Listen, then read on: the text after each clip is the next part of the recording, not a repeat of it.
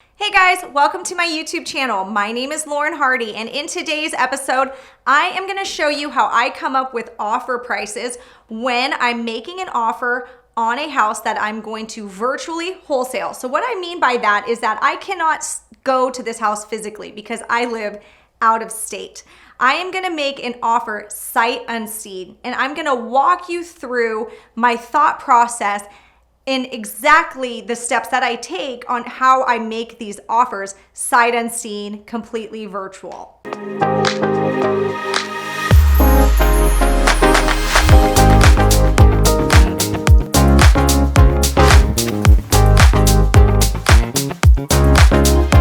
I remember before I was virtual, I could not wrap my head around the idea of making sight unseen offers, and I was always just totally blown away by the guys that I knew that were doing this. And I wanted to know, what is their secret? So I actually paid a lot in mentorship to figure this out. So in today's video, you're getting it for free. So keep watching. I'm going to first describe the seller's situation, and then I'm going to give you the exact steps that I take to come up with an offer price. And all of this takes 5 minutes or less. A lot of people are surprised at how little time it takes me to come up with offer prices. And that's because most people are overthinking their offer pricing. Can you relate? Are you stuck in analysis paralysis when you're trying to come up with an offer? I've been there. I know what it's like to spend 45 minutes trying to find enough comps to support an offer price and totally racking your brain. If you've been there, make sure you drop a comment in the comment section. So let's get into it. This lead came to us through our text messaging campaign, and the seller called because she wanted to receive an offer on a home that she has that is currently vacant. This seller had recently been laid off, so her motivation is that this house is costing her money and it's vacant, so it's not making her any money. If anything, it's a liability. It's costing her money in maintenance and property taxes. So she is very eager to get this house off of her hands so she doesn't have to keep putting money into something that is not really a great investment for her. This house is a 3-bed, 1.5 bath. It's a 1,400 square foot house. And the unique thing is that it's on 4 lots. So it's got more land than any of the homes in the area. She owns all the 4 lots next to it. So that's a bit of a curveball, but I'm gonna show you how I overcome that hurdle right there of not having comps that are exactly like the subject property. I also want to remind you the house is vacant, so I don't need to think about any tenants or taking the property tenant occupied. And as far as the condition goes, the house is in okay condition. It recently got a new roof put on it. It is livable, but it hasn't been remodeled in 20 plus years. So I would say it needs cosmetic upgrades, but it is livable. Now, aside from these details, we wanted to make sure we built enough rapport with the seller. We don't have to get every single question answered as far as the condition goes, just enough that gives us an idea where we can picture this house in our head.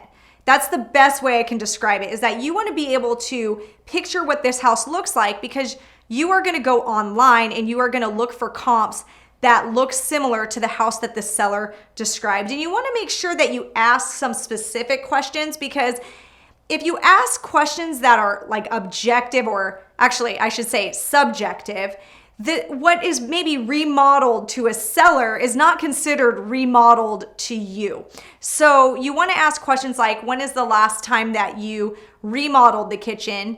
When is the last time you replaced the kitchen cabinets when you remodeled? Did you remodel the cabinets by maybe painting over the old ones, or did you actually replace the cabinetry? Those are the kind of questions that are going to help you imagine what this house looks like. Once you have a very good mental image of what this house looks like, I want you to find 3 to 5 comps that match this house. And I want you to come up with the house's as-is value if it were to sell on the market. So what I would do is, step 1 is I would go on Zillow, or you can use PropStream. I personally use PropStream. Find its as is value. This house was about 95,000 to 110. We came up with a range. Now, the next thing I do is that I want to find 3 to 5 comps that look like investor purchases. I personally use PropStream for this because with PropStream, you can look up the ownership and see that it was purchased by an LLC, which would be a really good indicator that it is an investor purchase. I would probably start out really close in the neighborhood, and if I couldn't get enough comps, I would stretch that out to a half mile and see what you can get. So after we did that, we found that the investor purchases were between 40,000 and 53,000. So step 2, come up with a range. The reason I want to come up with a range is I want to show this seller at least 2 or 3 comps that are lower than what I'm about to offer her. This is a negotiation technique. So then step 3, and that's the final step, is coming up with your offer price. So there are many different ways to negotiate your deals, but I'm a firm believer that you come in strong because of where we are in the marketplace. Right now, at the time of filming this video, sellers aren't really desperate, especially in this area. So I want to make sure my offer is strong. Also, this seller has 4 lots coming with the property, and I need to factor that in.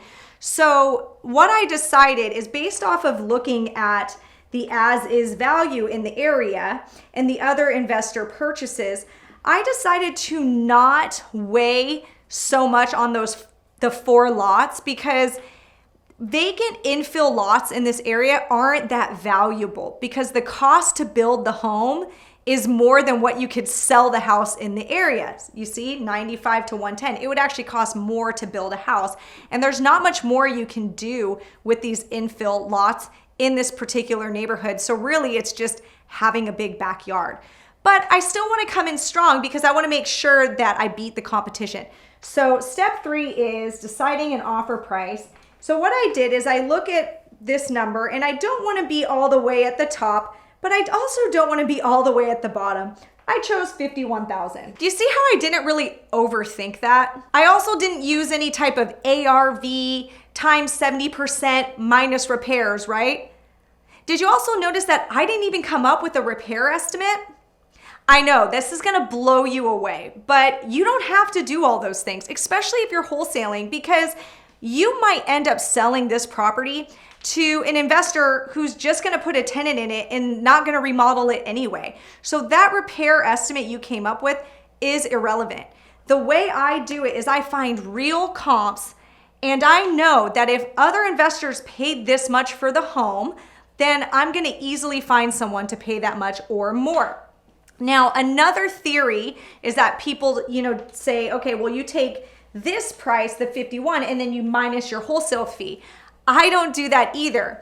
Instead, I push my price on the sale, and that's because where we are right now, it is absolutely a seller's market.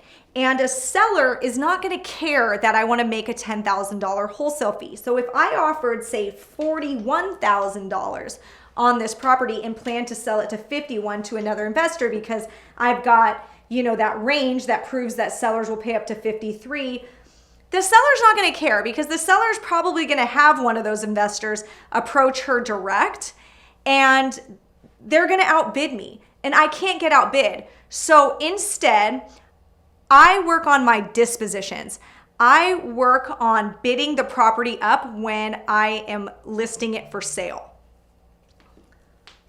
So for a property like this, say I get it for 51,000, I'm going to try to sell it for 61. And I guarantee in a neighborhood like this, I will have a comp around the 60,000 range. I might have not chosen that as far as explaining to the seller, but I will choose a price where I can justify my wholesale fee in it. So again, there's not that much overthinking. This really is just coming up with a number based on the comps that you can find using tools like PropStream or Zillow of other investor purchases and finding a price that makes sense to you and the seller. Now, the seller might try to negotiate with us, but The thing is we usually will try to stay very firm. So I will tell the seller, listen, I'm not gonna lowball you and offer you 40,000 like, you know, your poor neighbor who sold their house for that much.